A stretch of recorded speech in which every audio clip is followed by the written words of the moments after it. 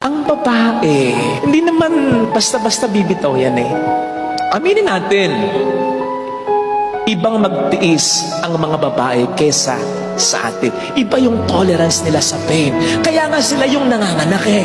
At ang babae, hindi basta-basta mag-give up yan kung hindi matindi ang dahilan. Again, ang babae, lalong-lalo na yung matinong babae, matinong asawa, matinong ina, hindi basta-basta mag-give up yan.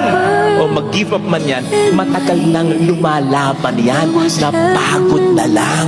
Kaya nga may kasabihan tayo, kapag ang babae ang umayaw, ayaw mo na talaga.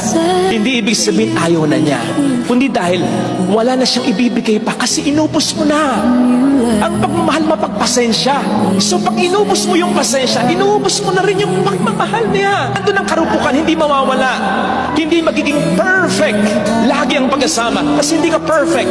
Paulit-ulit mong pagmukhaing tanga. Hindi mo binibigyan talaga ng halaga. Ikaw na nga ang nagkamali. Ang aamo sa'yo, siya pa.